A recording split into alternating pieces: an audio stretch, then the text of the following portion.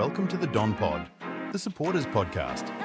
Here's your hosts, Sam and Nate. 3, 2, 1, yeah!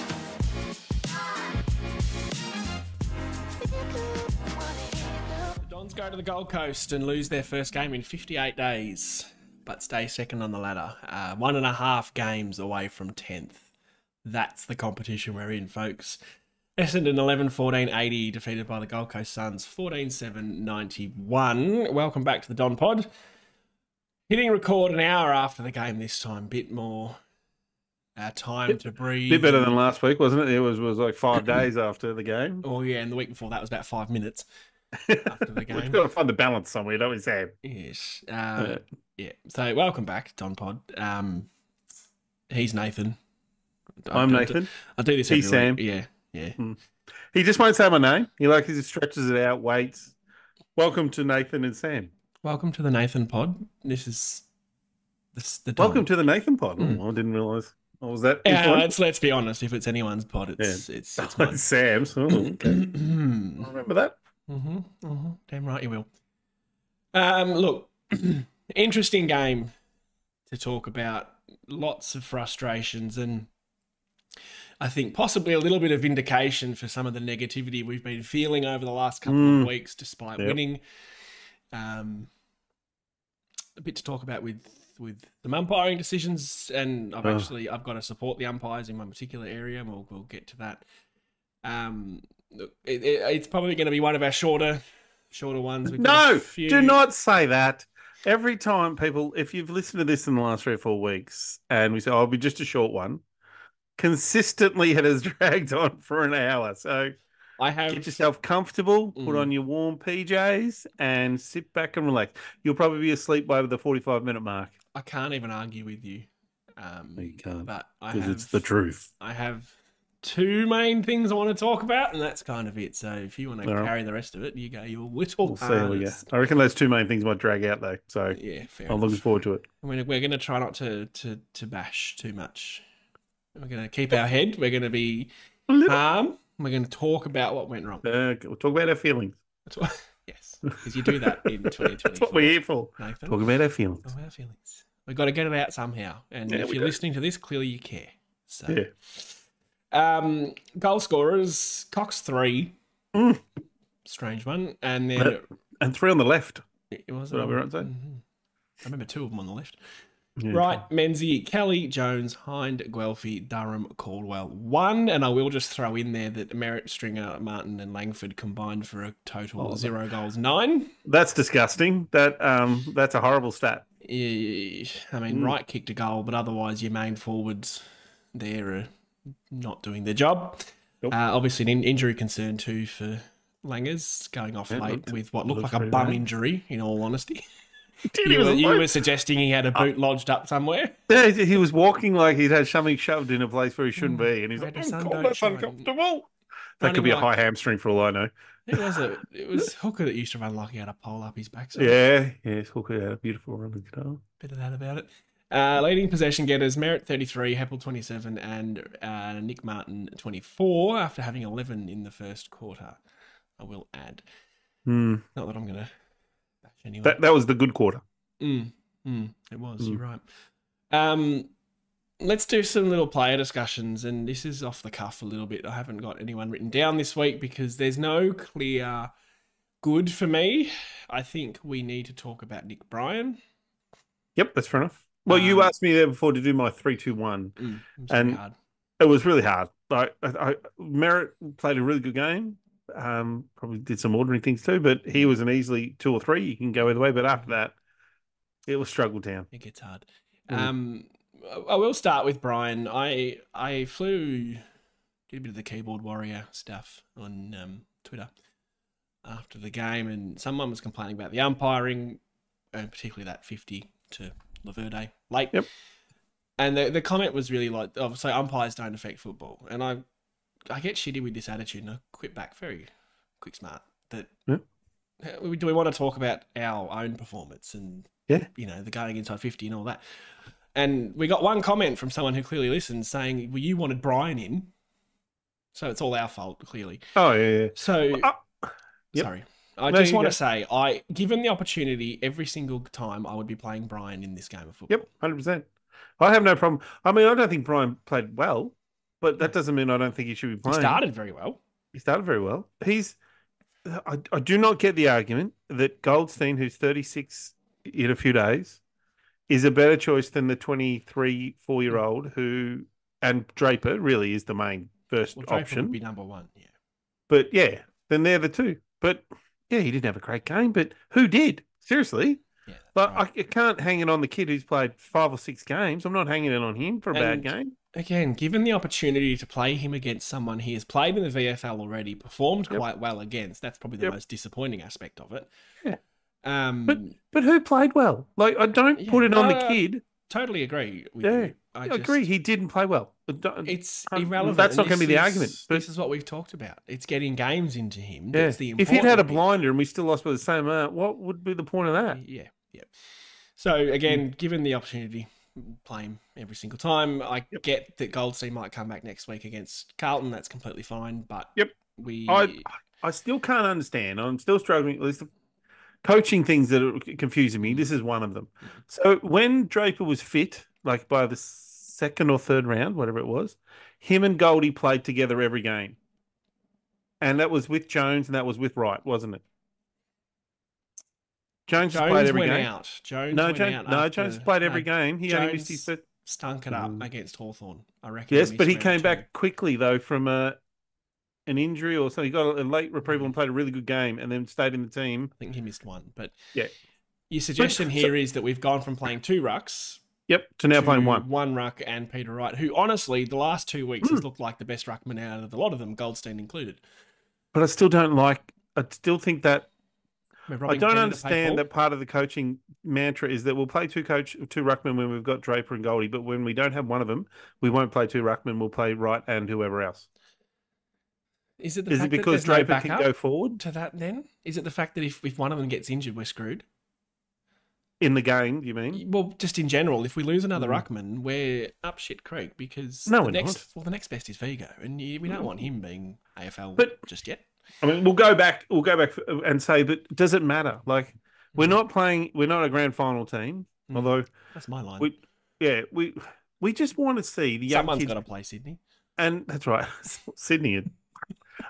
We just want to see the young kids get more games into them because we see the advanced stat. You see that in the Sam Durham playing better football because now he's hit 50 games. You see that in Caldwell playing better football because he's hit 50 games. The only way they get to 50 games is if you play them for those first 50. They don't just turn up and be great football players. No. And again, I can't stress it enough. Given the opportunity, the coaches have made the right choice. Witts was out. They have to play their backup ruckman.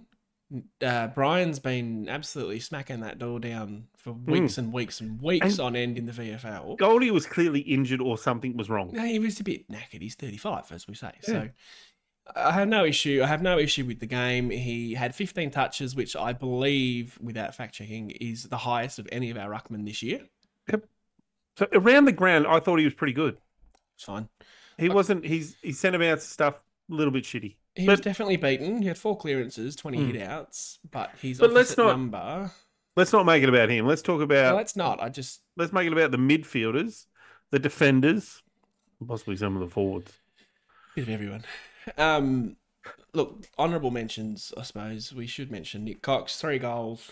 One in the last quarter where the handball to him from Guelphy was at his ankles. Poor handball. Yep. He has somehow managed to take it very cleanly and absolutely sent a very good footballer in McAndrew the wrong way. Yep. It's beautiful.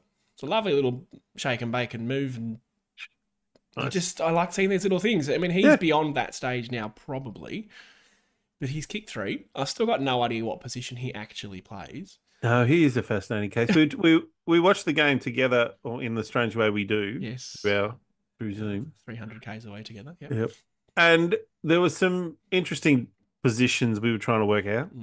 Well, I don't want to get to that just yet. This is player focus. But Cox was one of them. Like, where is he playing? Like, because he kicked 3 goals, so he's up forward. But we also saw him down deep. He's everywhere. He's everywhere. Yeah, and so is he just a winger? Like, maybe he's just everywhere, man. Yeah, a winger who kicks 3 goals is a pretty good game. He's like Batman. He goes where we need him. He's nothing like Batman. There's a nickname for him. I thought he'd done his knee. Yeah, In you that did. You panicked. third or fourth quarter. It looked like he just sort of popped the kneecap into the wrong spot.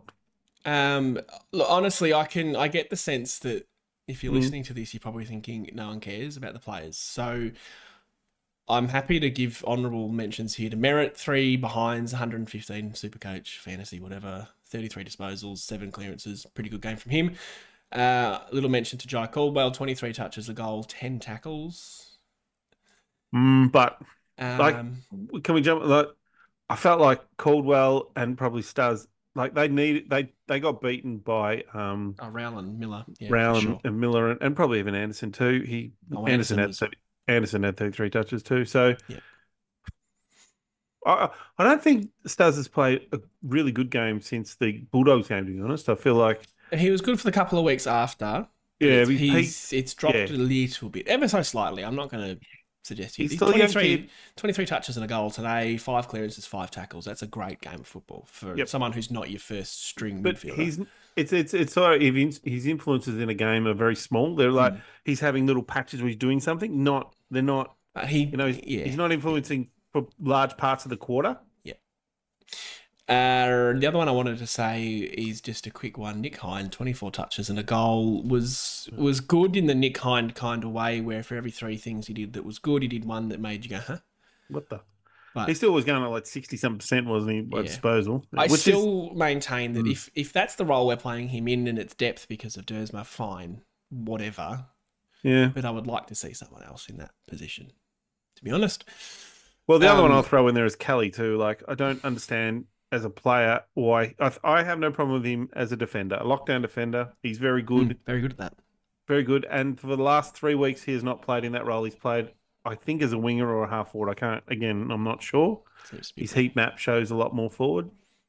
And it's since Ridley came back in. But to me, they're not the same spot. Well, it's like they're 2 different roles. Yeah, and so it's McGrath and Redmond and what are playing our 2 smalls, or because Nick Martin's down there that he gets pushed out. Whereas, see, I would have loved to have seen at half time, maybe even to the third quarter. I would have loved to have seen Nick Martin go forward and Kelly go back, and that change. They obviously did something on Martin because he had 11 touches in the first quarter, and then I said to you in the third quarter, "Oh shit, I haven't seen Martin since." What did you say? He had 11 in the first, and he finished with 24. So he's had 13 for 3 quarters, which is not. That's the whole point of having him down there is that run and carry and that drive. If we're not getting that, then if we haven't got that for a quarter and a half, then maybe you make the switch. I agree. Yeah. I'll move on to some stats and then we can talk about what we need to talk about in the whole game sense because it's kind of going that way anyway. Equal disposals, plus 12 kicks, minus 12 handballs. Mm-hmm. And we won the contested ball by 3, so fairly close in that department. Yep. Plus 4 inside 50. So I was actually jotting this down. We were plus 5 in the first quarter, level in the second quarter, minus 1 in the third quarter, and then plus 4 overall, which I think was the same. Yep. Bizarre. Like, Gold Coast felt like they had such periods of domination, but then we just couldn't convert, I think is what that suggests. Well, our kicks in the first half, we talked about at halftime, we talked about the way we're kicking the ball into our forward 50. Like short kicks, too high kicks, wrong options. Like every forward 50 looked like it was just going to the wrong spot or a bad kick. Whereas when they went forward, they had players with space or the kicks were out in front of them. And it was just like, what the fuck are we watching? You're jumping. Sorry. I started it. That was my fault. Minus 5 hit-outs, plus 2 clearances, both of those at centre. We were equal on stoppage clearances and plus 5 marks. And I was actually surprised to see we were plus 1 mark inside 50. Can you believe that? No, I cannot. Yeah. Please check the numbers. It's the AFL website, so I'll happily blame them if it's wrong. Let me just check it here. Yep, Did we take, it felt like we couldn't take a mark inside 50. We couldn't take a mark. 14 marks inside 50 for us and 13 to the Gold Coast. Yeah, that is one of those stats that you do look at and you go, yeah, that doesn't feel right. Yeah. Anyway, on to the actual... Even though it's very steep, like, at the 49-metre mark. Maybe, yeah. Oh, that's still a mark inside 50, I suppose. It's true. On to the meaty subjects. Mm. The big, thick, juicy... Steak. steak. Should have had that for dinner. Didn't you have I had lamb. a lamb chops? Yeah. Yeah, fair enough. So you've touched on it already. The ball movement going forward. So there was, and it was second quarter, I seem to remember it, when we were actually ahead in the game. Kicks, these little worm burners, and for once it wasn't Nick Martin that was the culprit. I don't know who was, but it wasn't Rusty. Right. They just go like a metre off the ground, and these poor forwards who are leading and have a little bit of space, it's just every time it was so awkward on the half volley. And they weren't picking up the half volleys either. And that frustrated me because they would fumble that, and Gold Coast were actually very clean in the same scenario. But these little worm burn kicks, there's a place for them and there's a time for them, absolutely. But when you've got a forward running at you on a lead, you just lift it. Just a little kick into space and they'll run onto it and let them dictate how they hit the ball. Doesn't always have to be. I agree 100%. You just have to plop it out in front of them and let them run into it. You don't have to plop it. You don't have to bullet at their chest. Again, there's a time and a place for the bullet pass, absolutely. And if you've got it in your locker, it's a dangerous weapon. But not every time, boys. Do you think that too, like looking back, like over the last 2 or 3 weeks, the North Melbourne, the Richmond game, we saw a lot of parts of this sort of the way we played tonight. Like we saw moments, definitely against Richmond and North Melbourne, where we felt like we weren't being very efficient with our inside 50s, and we've commented on that before. That we've been plus 20 inside 50s at times, or plus 15. And was the difference this week that Gold Coast, who are a better side than those other two that we're playing a better team? Yep, playing a better team. They played much better at home too. I definitely think that they were, they punished us more. And although I felt like we played similar like tonight as we had the last 2 nights. 2 weeks. The 2 weeks, sorry. That I just felt like the difference was that the opposition was able to hurt us more. And I wonder what will happen with Carlton then in that regard. I want to know what love is. Okay, big questions. This is not any sort of deep analysis, but it is my overarching takeaway from the game. 2 things. Yep. First things first, I wholeheartedly think we lost that game of football rather than Gold Coast winning it. The issues that's an interesting take. we had were our own issues. It wasn't that we were outplayed. I think Rowell particularly Rowell and Anderson and possibly Miller could have done some different things there, but we had enough ball going forward. So you're talking inside 50, scoring shots and all those sort of things? Yep. Scoring shots particularly, because we did have more, but that's not an excuse. We've won games where we've had bad less. kicking's bad footy. Yep.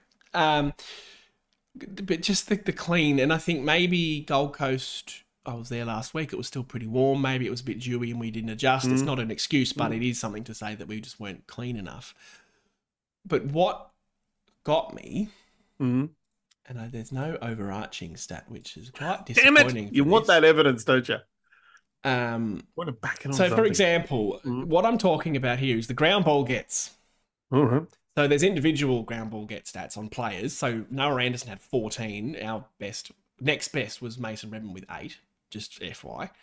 That's interesting. What it felt like to me was that whether it was from a stoppage or whether it was from a marking contest that spilled to ground, between the arcs, they had so much more room. First of all, they'd get the ground ball every time. Yep. We really sucked at getting that ball off the ground. Yep. 2, they'd have a little fart handball out the back, goal side for them. Little fart? Little handball, love it. Out the back. And they'd have like 4 players goal side already free. And then that translates into 2 players free inside 50. And this is why we can't believe that stat for marks inside 50. It was just, they consistently had 2 or 3 free players goal side of the stoppage. Yep. So something you said to me before the game is that Champion Data had said that we were second best team at defending the ball, or was it defending the ball when we didn't have it, or defending when this was during the week last week, so before round 11, 12, whatever we are. Yep. We were the second best team without the ball.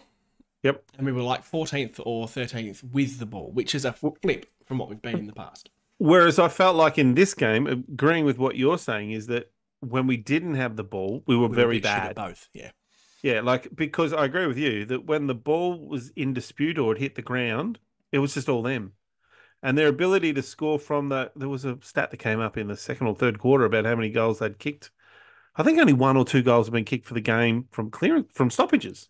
There was one point where they had like 9 goals and they were all from turnover. Yeah. And I'm like, well, that's what's killing us at the moment. The ball is hitting the ground, they're clearing it, and they're going forward and just easily scoring. Like again, we'll go back to the less inside 50s, but they just were more efficient because they had more space and the players were taking easier and better marks. Yes. And you keep talking so I can cough my lungs up and breathe. All right, look, cover your buddy. Yeah, and those things are really clear. Like when you look at the stats and you watch the game, you go, that's clear what's happened. What frustrates me is how we deal with that. And I felt like that we never made a decision. Like, here's one thing I'll go to and I'll bang on. I don't understand the decision of picking Sardis in that game for him to come on and play, I'm going to call it 10, 15 minutes. And really? I don't know when he would have come on if Langford hadn't got injured. And I don't get that for a young kid. Look, I don't think he played well. I mean, he had that one moment, butchered a kick. But why playing for 15 minutes? Like, I don't get in the that. VFL. Yep. Play a full game in the VFL. Like, I don't like the sub rule. I'll be blatantly open about that. But it should not be used on kids like him because I don't think it's helping their development. He would not have developed as a player this week. If he played a full game in the VFL, probably got flogged anyway, because they all did. Yep. But that surely is a better step in his advancement. Well, if nothing else, it's fitness. Yeah, well, it's 15 minutes of playing footy with the big boys. Who cares? And he had one touch, and it was pretty poor. Well, we had probably more than one. You know? That's the one I remember. Yeah, but it's just, I don't see it. Play a guy who is in his mid-20s or late 20s. Like they brought in Swallow. Shields, a good example. They brought in Swallow. And they've been doing that for most of the year. Swallow's their sort of go-to sub player. He can go forward, he can go back. He's got, that, sort of can go either way, roll. He can even go in the midfield if they get an injury there. So now, when I think about that, I go, who is that player for us? I don't know who it is, but Shields an option. Genuinely. Yeah, Shields probably the one. And when Dersma comes back into the side, I'd be happy for it to be Nick Hind. Or the other one I could probably even throw in there is Kelly. Because again, if Kelly's going to play and not play as a defender, like he has the last 2 or 3 weeks, then I do not like him. I do not like him as a forward. I fully agree that the only spot I want him playing in the team is as a small defender. Yep, but that's what we need to get. Let's not accommodate him to be the sub. Fuck him off if that's the case.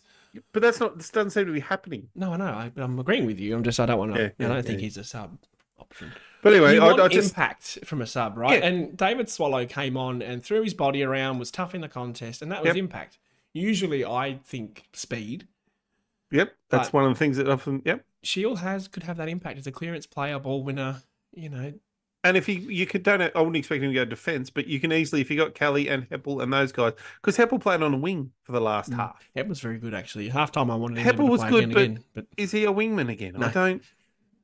I just get frustrated with, I feel like there's guys at the team, and maybe it's lack of selection in the reserves, or lack of pressure from the reserves, I should say. The guys that, okay, you're not playing in that position, but we'll just play in another position because we still want you in the team. I'm like, what frustrates me in this scenario is Nick Martin came into the side and we went, shit, we've got a winger. And then they've made the decision to put him back, which I can understand that for what it is. However, when you then lose your other genuine winger in Dersma, and you have a guy like Kelly that you're then being forced to play on the wing. Why would you not? This is just too logical almost. It's too logical. That's why it doesn't work. You move the guy who forced his way into the team as a winger, Martin, to the wing. And then you move the guy who's a defender. That's just too practical. Defend. That's just too practical. Really liked Kelly's last few weeks. Yep. It's purely the role he's playing that I can't stand. And you. Especially with Ridley back in that team, that Ridley's now your guy who can kick the ball well and make good decisions. But it's like they've swapped. It's like the swap was Ridley for Kelly. It's not even remotely the same position. Well, it has been around the same time that when Ridley's come back, Kelly's now become a forward or a winger or whatever. Yeah, And look, you there's saw things like that I just don't get. Kelly had the shot from 45 out straight in front and didn't want to take it. And like, No, soz, he bro, looked but very. He looked around at everyone. You sure? you You should, sure? you You should sure? be able to kick 45 metres.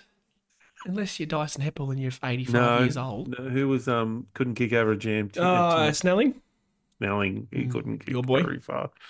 For a small forward, he had a very bad foot on him. Yeah. The other thing, and you commented on this as we were watching it, just throw the magnets around. When shit's not working, we've put Martin ahead of the ball forward a number of times, and you had such an easy swap to put Kelly back. I can chuck bloody Durham on the wing again. I don't care. Just change something when it's not working. And I felt like we were never going to win that game in the last quarter. Like we felt like we were going to win by 10 goals in the first quarter. Yeah, first quarter. But then I felt like Hardwick went, okay, we've made some changes. And those changes were like, well, we don't know how to deal with that now at the Essendon Football Club. We don't know what to do. We don't know what our option is. Yeah. And then we were just left sort of doing what we did. And then I reckon they made a change deep in the fourth. Like Kelly could have gone back. We weren't sure. We saw him playing. We were a bit like the commentary team. We were watching it from a screen, not at the game. So you tell them. I love Channel 7's fucking budget. Oh, sorry, Fox's budget. Can't even send fucking the commentators to the game or just stick them in a studio. We're guessing there, but there was one point where we had a flying shot for goal and it was Merritt. Merritt, and it missed by a mile. And I said to you, there's no way they're at that game. They are looking at a monitor that we're looking at. Yep. And just... And there's honestly, some of those differently, while we're on that, fan commentary. Give us some fan commentary. Let me listen to some nuffies who go for Essendon, be blatantly biased about Essendon, and let me choose to listen to that rather than listen to fucking Fox Football constantly barrack against us. They must have mentioned that Gold Coast were in the 8, 700. Did you know Gold Coast to be in the 8 now? And we got a mention for being second on the fucking ladder like once. They're in the 8 now. They'll probably win the premiership. I get that we're not really belonging in our little number 2 spot. No, I get that too. It is consistently these commentators barrack, and it's fucking infuriating. Yes, I agree. If I could solve the issue of us being behind watching it on KO, I would do it. Oh, I'd love to commentate. Oh, we couldn't hold our tongue. You'd be, fuck this and fuck that. Well, that'd be part of it, wouldn't it? I could try. If you told me not to swear, I'd try. Nathan's good for a... I don't want to say throwing the toys out the cot because it's not cracking the shits, but you're good for a little abusive. Yeah, no, it does crack my fucking nuts sometimes what they do. Crack your nut. Yeah. Anyway. So, all in all, I'm really disappointed. And I guess there's a part of me that knew we weren't as good as the ladder position. I knew that. Can I ask you, just in this scenario, where we've suggested that if we were maybe, literally 10% better, we lose by 3 points. But if everything was 10% better, the delivery inside 50, the stoppage work, we probably win that. We did enough to win that. We lost by 11 points. We had more scoring shots. And we're sitting here talking about how bad we were. Is that, in some twisted way, a good thing? No. This shocking football I think we lost to a team that I don't think is very good, is the problem I have. Oh, yeah, I do not rate Gold Coast. I know they're in the 8, big whoopee, but they have not won outside of their... What? Are they in the 8, are they? Well, they're in the 8. But they have not won outside their home state. Northern Territory. Okay, they went to the Territory and won a couple. They go humid. They only go north to the humidity and they can win. Once it gets cold, they're fucked. North of the Sydney line. Yeah. Look, I don't rate a team that can't win away from home. I give them more credit than you give them. Yep, that's fair enough. But I understand your point that they're fighting for 8th, maybe 7th to 10th, right? Yep. That region. Yep. We are fighting probably to the same spot. Right now, we're fighting for top 4, and you have to say that because we're second on the ladder, right? Yeah, I'd have to say it. You're right, but it's uncomfortable to say. Realistically, start of the year, we were fighting for probably the same positions as Gold Coast were. 100%. So it's frustrating a little bit to probably. So do you look at it? Well, do you look at it? But do you look at it like that? We lost to a team who's going to probably end up in the same spot as us.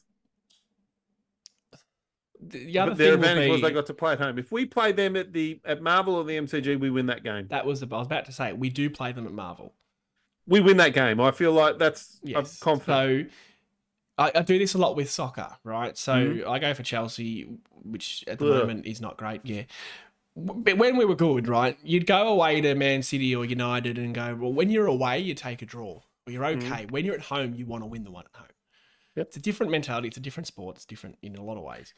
But I try to focus. We always try to focus on how we play. We played a bit shit, but we could have won. And I'm struggling with that. Is that line. what you feel? We played a bit shit in this game. I thought we played very shit. We played very shit, and we still could have won. Yes. Yeah, we played pretty shit for 3 quarters and still lost by 2 goals. Like, and actually, if I'm saying I always think about how we play, well, then I'm not happy. I've just solved my own problem. Thank you. yeah. So the concern though is, and I think that's a fair statement to say. I don't think we played very well, but we've lost by 2 goals. The concern is, I don't think we've played very well in the last 3 weeks, and we've played ordinary teams. So what happens next week when we play Carlton, who are playing very good footy? They've just come off beating Port. We get a bye, and then we play West Coast and Geelong in the next. So, see, I'm still sitting here going, I think we'll be okay against Carlton because we play to the level of our opposition. That's just my. I still don't know if I believe line. that yet, but I think we'll beat West Coast because it's in Melbourne, and they won't have Harley Reid. He got 2 weeks. Yeah, I saw that. Is that right? Will they be 3 weeks? Oh, no, it'll be 3 weeks. Damn it. Yep. They'll have Harley Reid. Unless they've got a bye too in there. And I think we can beat Geelong. I think Geelong are beatable at the moment. I think Geelong are shit. They're not doing a lot of good things. No. They looked ordinary against Richmond for 3 quarters, to be honest. And then we play Collingwood, I think, which will be the next super duper. They'll touch us. Califragic big test. Califragic.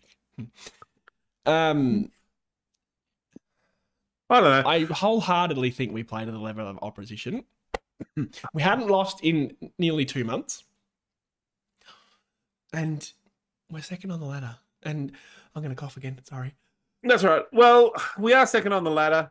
I think that I do. There's a part of me, the little sicko in me, that hopes we don't finish anywhere in that sort of range, because I don't want expectation. We don't deserve expectation. We're still like, for example, I know we lost and we didn't have Setterfield, who I think's will be in next week. He had a good game in the VFL.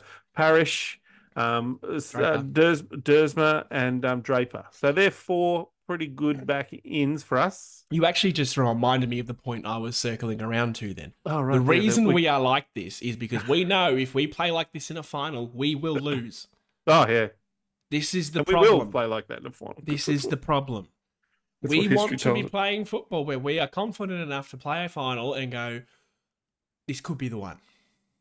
I would rather miss than play another fucking final and lose. I don't care about that. I care about the attention that it gets. Yep. Did I tell you I did the ladder thing, the ladder predictor? Yeah, you had us out of the 8. I had us first. No, well, I fiddled around with it, and it had us in the 8, and the first game was against Port at Port. Oh, shit. Well, Carlton beat them there. Yeah, but we didn't. When I did that, I went, fuck. Just change the result. Change the result, yeah.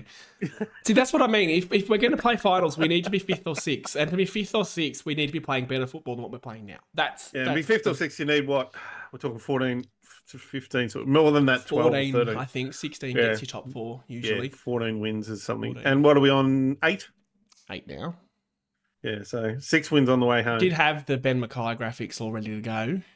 But now it's set up to get it against his brother, should we win. Do you reckon did he get injured in that game? Has he got a way out? Who, Ben? Yeah.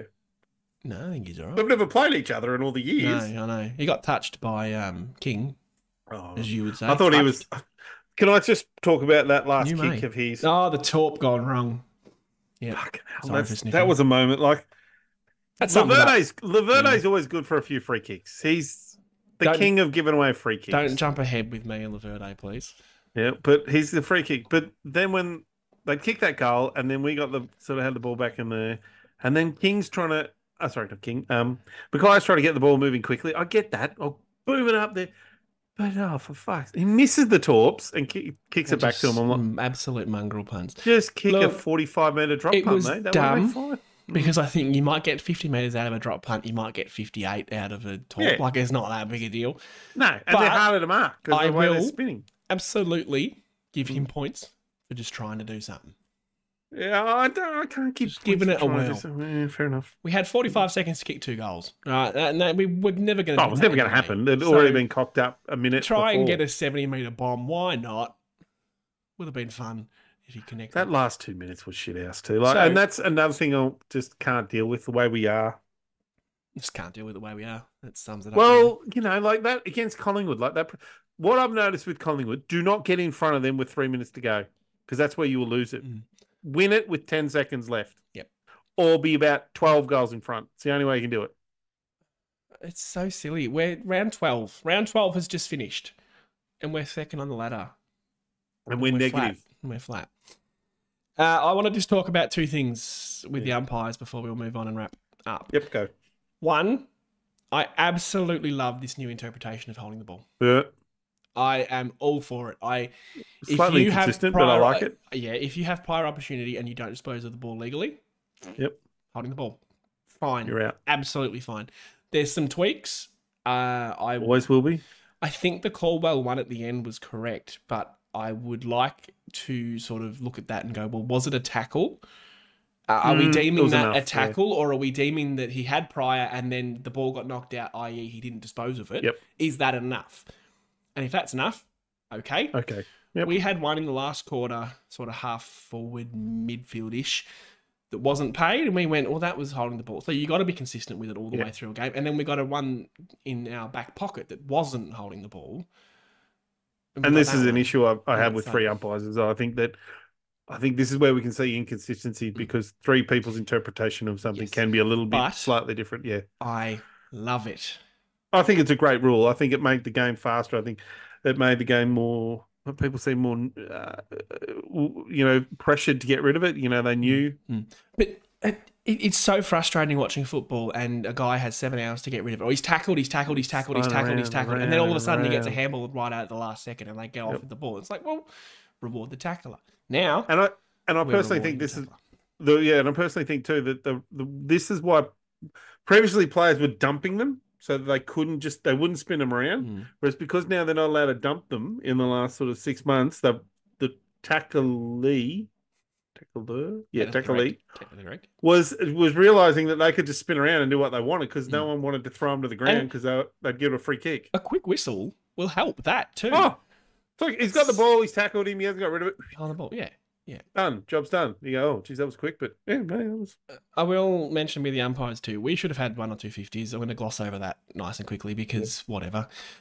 It didn't mean the game. No, but games are never decided by umpires. It's the players. I want to talk about the one at the end because that will be most of the conversation, I imagine. In all technicalities, it is a 50-metre penalty. I'm fully okay with that. What my argument here is, the AFL have brought in 666. They've brought in the stand rule on the mark, all in an effort to make the game closer and make the game more free-flowing. And they have just not decided a game, but they've had a game killed because of a 50-metre penalty where a guy just gave the ball back to the wrong bloke when there were 2 Gold Coast players standing at 1 metre away from each other. Yep. I'm not arguing the decision. I'm just saying, why does that need to be 50? No, because in the example we would give here is if it was reversed and the Gold Coast player threw it to the wrong Essendon player, we would be screaming 50, wouldn't we? Yeah, but I'm not saying it's wrong. Yeah. I'm just saying, why does that need to be the rule? But I agree with you. It shouldn't be a 50. It's like, well, I don't think that's hindering the game. He's giving You're not slowing the game down. Yeah, no. There's 2 of them there. He's sorry, I'm in a rush. I'll throw it back to one of you. The Gold Coast player, and he can just go, there you go, mate. Yeah. It took so much air out of what could have been a very exciting game of football, which is what the AFL want. Let's be honest. We're salty because we were on the losing end of it. Of course we're salty. Technically, it was a 50. No issue. But when you've got all these rules about making the games closer, making the games faster, and then you have a game pinpricked, popping the balloon like that. Yep. I don't think that's a 50 worthy, because he didn't, and I guess this is down to that umpire's interpretation of what the player's trying to do. He didn't look to me that he was trying to slow the game down. He has no point to slow the game down. He wants to make the game go faster. He wants to give the ball back to the But Laverde, like, he was just trying to give it back. He was giving it back to a Gold Coast player who was standing next, and he didn't see exactly who the free kick had gone to. And the umpire's not saying give it to number 12. He's saying he's just giving it back to a Gold Coast shirt. Yeah. Again, in the rules, it's fine. What frustrates me with that too is that we had one in our back half where they gave the ball back to us and it missed by a good 2 metres that wasn't paid. Exactly. It was to And Mackay. the rule there is something like if they try to give it back to the right player, it's like, well, he missed. And it slowed down the game. That's far worse an offence than what Laverde did. And then Zach Merritt had the ball knocked out of his hands about 3 business days after he marked it. And it wasn't given 50. And it just... Yeah. So it's the little things like that. You pay the technical one at the end. Yeah, that's right. But we've missed ones earlier. And that's Exactly. the frustrating part. And also, it's just inconsistent with this 100%. message that the AFL's trying to... Is that we don't have a problem with the rule. It's just that when you let the other one slide through, then you pay the one. And I think the great point there is that with a minute and a half to go, you pay a touchy one. That's you pay one on technicality. Yeah. There's no hindrance on the game. Like if the umpire had just said, no, just play on, here's your ball, you've got it. Whereas, the game would have been still interesting for that last minute half. So Gold Coast would have still won it, I think. Yeah, for sure. But you've got 3. 2 of them had a hindrance on the game. 2 of them slowed the game down, and they're the ones you didn't pay. Yep. It would have taken that Gold Coast player 2 seconds to give the ball back to Took Miller. It's done nothing. Yeah. And it's poor Lav. He's given away a 50 that's quote unquote cost us the game. The problem I have with Lav is that when he's out of position, he's a free kick machine. Like he just gives them away. Yeah, I know. And there was he got a massive push in the back in a marking contest that wasn't paid late. Zach Merritt got dragged off it a number of times. Yeah. Anyway, not here to bash the umps. I just wanted to mention that because it is bash him a little frustrating to get the technical ones seem to always go against you. Yep. Moving swiftly along to the votes. I hold my hand up and say I did forget to do the match day post. So I did it very late. So I took comments until halftime. The closest this week was the only person to tip Gold Coast, from what I saw, and that was Angus Walker. That is weird. He gave 3 votes to Nicholas Hind. He gave 2 votes to Zach Merritt, and he gave 1 vote to Dyson Heppel. Honourable mention to Jai Caldwell.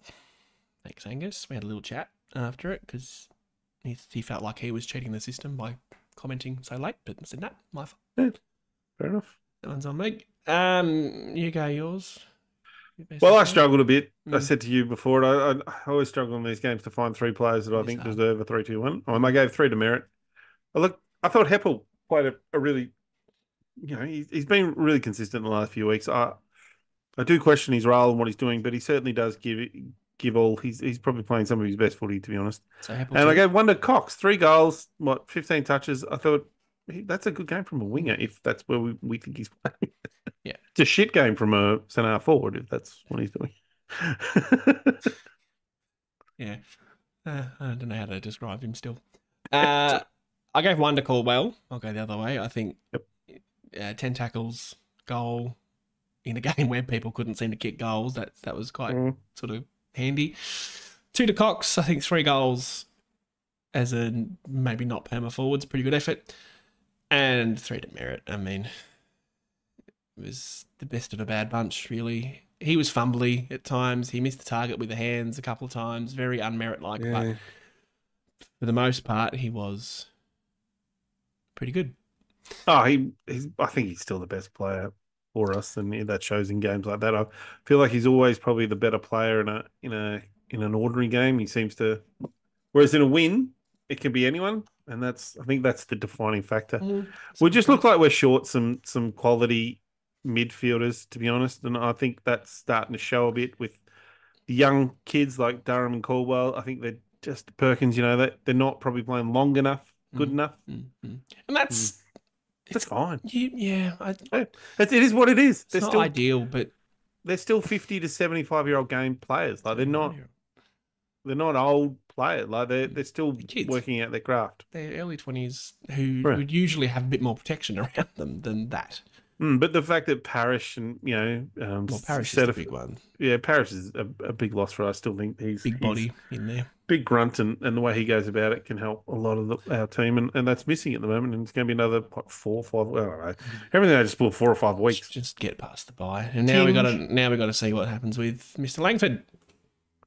Which, as I said, I thought it looked bad when he was strutting around in the. It didn't look what do you call good, no. It just looked like something Maybe a was corky. wedged. Maybe just got the knee to the backside. Maybe, Hopefully. hopefully. Yeah, maybe got one right on the buttocks. Buttocks, the glute. Look, no socials this week because Sunday games. It's just we haven't got enough time for turnaround. So, past that. Next week, Carlton King's birthday Boo. eve. Home game for us. Hopefully, What's that? A Friday night or Sunday? Sunday night. Sunday night. Sunday night. Oh, it's a public holiday Monday. Public holiday Yeah. Monday. Yeah. Oh god. Yep. Hopefully members still rock up after a loss. We need to. It's a sellout, so it's on us as members to rock up, and I might steal your ticket if that's all right. Thanks. How do you know I'm not going? Oh yeah. No. Yeah. There you go. How do you know that? Oh, safe guess, really. At this point. Maybe we could give my ticket away every week for some sort of to a supporter. I don't do that because I want it. Yep. I got my own seat, but I want to bring a friend. Friends, Sam. I've only got one. Your only friend is here, and One other I'm not one. going. So One other one. And he pisses me off sometimes. So hope he's not listening. He doesn't listen.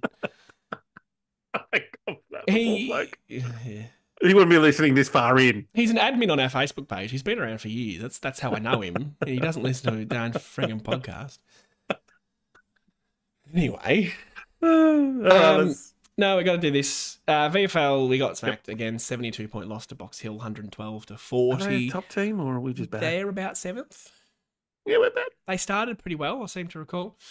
Yep. Our VFL is pretty ordinary. We do know that already. Especially without the ruckman in it. Especially when we take Nick Bryan out of it, yeah. So, look, couple noticeable mentions. Is that the it doesn't matter. Setterfield, 28 touches, 19 of them kicks, which I thought was quite high for setters, and 2 goals. I think, as you said earlier, probably comes That's a pretty good game from the it's a good game of footy. I'm ready to come back. Yeah. 25 touches for Shield, 19 touches and 6 marks for Hayes. Vigo had 12 touches and 26 hitouts, being predominant ruck, I imagine, so that's not a bad game for him.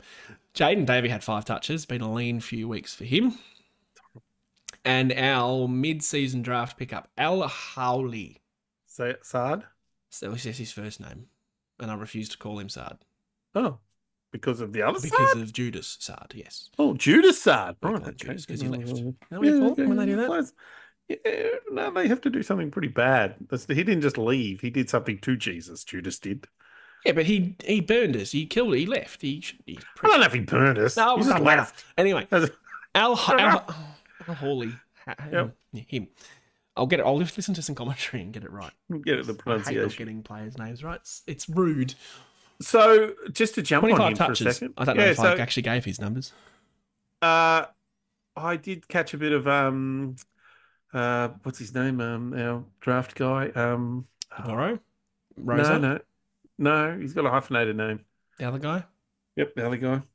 He talked a bit briefly about him, saying he's got pace, good skills. Good overhead mark. Actually, was something I really took, and I went, I like that because that's a bit of Durham sort of about him. Forster Knight. Is that who you were referring to? Yeah, Foster Knight. That's it. Yep. Thanks. You Googled it, didn't you? I did. I just went to the website. Yeah. Yeah, no, he talked about, I mean, who knows with these guys? Boom or They're bust, freebies. They're absolute freebies. And you look at what we got freebies. out of Sam Durham, and we deserve nothing for the next 10 mid-season draft picks. Like, that doesn't matter.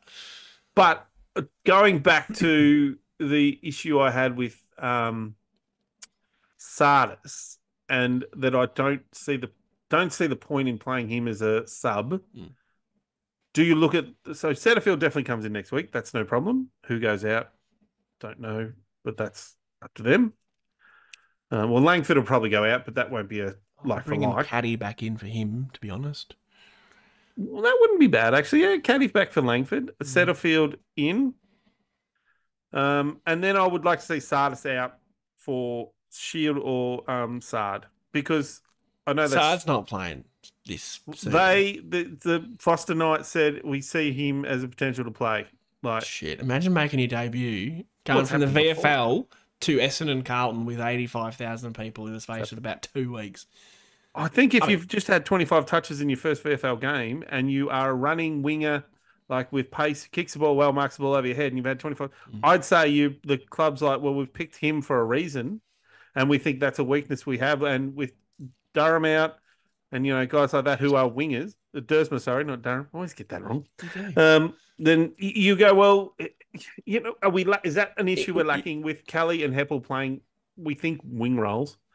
Is it better just to go a guy who can actually run the damn ground up and down? Like, I don't. Anyway, I'm just going to throw it out there. My fat ass just went, oh, wing rolls. Yummy.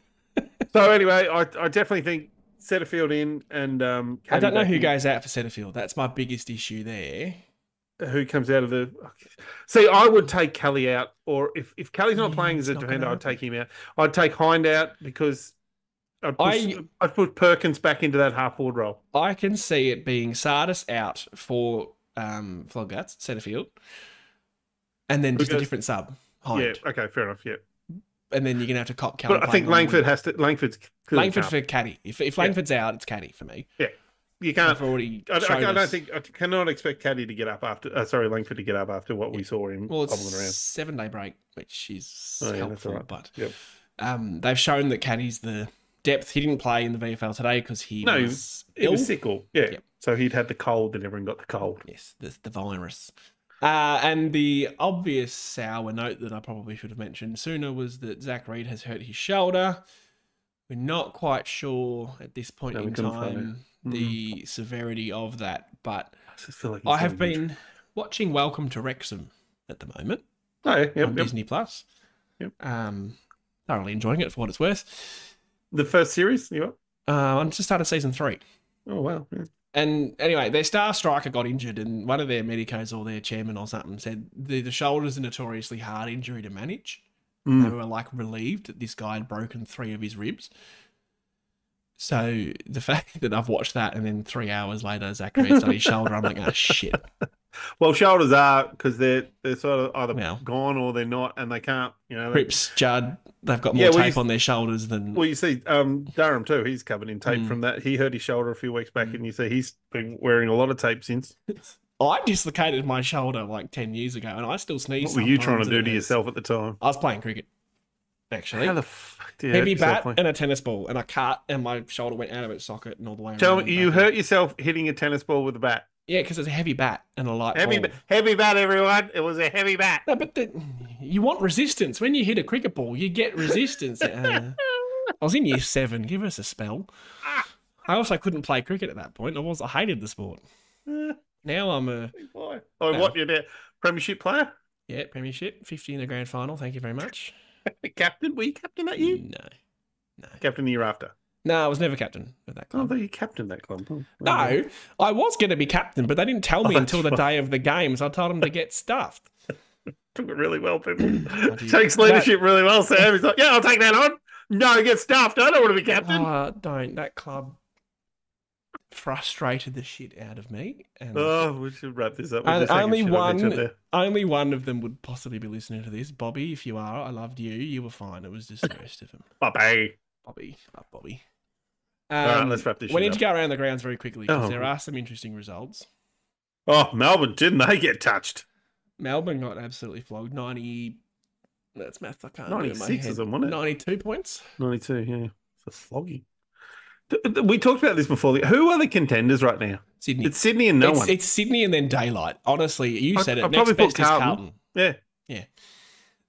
We're not playing good enough football. Geelong aren't playing good enough football. Port Adelaide aren't playing good enough football. Nope. Carlton had a little bit of a blip a couple of weeks ago, but now they're kind of right, back to it. Freo, I mean, they've just destroyed Melbourne, so maybe. GWS, no, still a bit too flaky for me. Gold Coast, no, as you've talked about. No, definitely not. Collingwood, probably, I would put next. If Collingwood get their players back, they could, if they win enough, they could get into a spot, surely. Bulldogs, no. Honestly, the next best at the moment in terms of form is almost Hawthorn. Well, hey. So, fuck. Yeah, can't argue. There's not a lot. It's Sydney's to lose. And I heard they have a guy on from Champion Data on SEN every week. And Sydney's the best team since Essendon of 2000. That's how well they are going. So, but apparently they've peaked too early. There's a stat that they've gone too far too early. Yeah. And that is concern, yeah. Have not historically gone on to win the flag from that point, but And in saying that it's Sydney's at the moment, we're only saying that because, like, right at the moment, no one is in form. But I don't have any confidence in Port Adelaide and Geelong, No. and definitely us and GWS to actually play good footy when it matters. Like, maybe they can do it for a week or two, but they just don't like. That was a horrible loss from Port. The way they lost it, I thought was bad. And Sydney flogged Carlton a couple of weeks Yeah. ago. So, Yeah. and like they have played one game less than everyone in the 8 other than GWS, and they're 6 points clear with a game in hand. And if they're smart too, they'll start to rest and look after players. So Luke Parker's got a nice rest, obviously. He does. Yeah. Can I get your opinion quickly on why the hell a suspension stops you from winning the Rising Star? Because they're the rules. It doesn't make any sense to me whatsoever. Well, I get it for best and fairest. Yeah, That's well, Matt, the fairest I think bit. that it's meant to be best and fairest for a first year or whatever under 20. Whoever wins it, it's going to be like the most. But what if he doesn't? What if Reed doesn't actually get all the votes? Like, He can't now. They can't vote for him. You'll never know. They just okay. won't vote for I him. It's not like the Brownlow where you have a winner. See, I didn't know who's that. ineligible. I thought they still might vote for him. No, he doesn't get voted. And Oh, Darcy see. now as well. So we've got our 2 best young Sam players. Darcy? Yeah, he got suspended Oh, this week. Oh, he did too. Yeah, that It's bump. so yeah, no, silly. yeah. It's not a fairest thing. It's who is the best young player. And Yeah, but aren't we trying to? I don't know. I still think we're trying to make our players be fair. but right now, to get to the end of the season and have anyone else other than Harley Reid as the Rising Star, but Sam Darcy could have easily also and he's won. out too. So we're going to have third. Yes, best. but your point is that for anyone else to win it, it wouldn't be fair. But Sam Darcy could clearly be the best young player too. Yeah, it was going to be. But Harley Reid. your point is also that they're both. It's a Mickey Mouse award if neither of us can win it. I don't think the kid at St Kilda's played a pretty bloody good year. Can't think of his name. Is that good? Is he? Don't be you wanker. Give me a second. I will tell you his name. I He's in can't help you my because I don't watch St Kilda. fantasy team, and his name is Darcy Wilson. Never heard of him. Well, that's because you don't follow football. You follow Essendon. Darcy Wilson, and tell you another one. Jeremy Sharp's had a very, very good year too, but I think he's ineligible. He's a I bit old. have heard of Wilson, but I've never heard of Sharp. So- Anyway, look, I find it bizarre. It's a bizarre rule in an award like that. Best and fairest, I understand because you're not the fairest if you've been suspended. Fine. Hmm.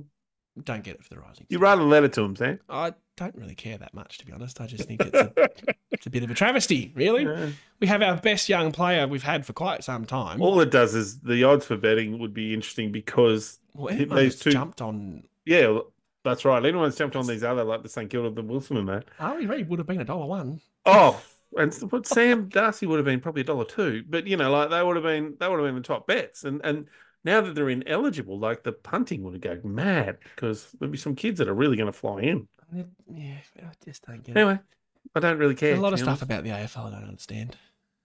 Like for the That's- Brownlow, for example, if I can just stay up here on my soapbox, Mm. if you get suspended for something that is deemed to be anything other than intentional, you should still be eligible for the Brownlow. Yeah, I know. That's stupid. Anyway, look, let us know how you feel. I'm pretty passionate about that. Apparently, I didn't know until I started talking. You are. There's a bit of a rant there going on, buddy. Yeah. Anyway, look, Hawthorn won. Don't know how they keep winning. That was about all I wanted to talk about. Geelong got pushed by Richmond, which made me feel good about us last week, but then now I feel shit because we lost anyway. So. I say they did another knee too at Richmond. Oh yeah, and one of the guys that's actually been quite decent for them.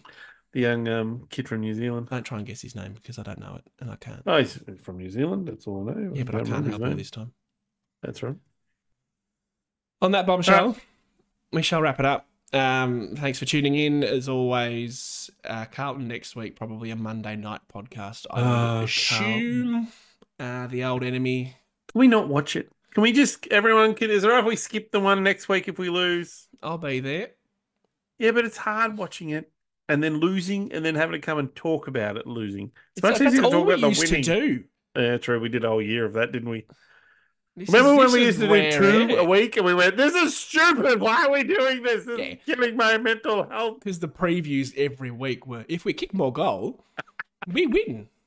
We had it so worked out. We should, us and the Scott, we could probably tell him I how to still want to coach. bring it back in the preview, but anyway. All right. Thank you for tuning in. We appreciate your company as always, and go the bloody Dons. Go the Bombers!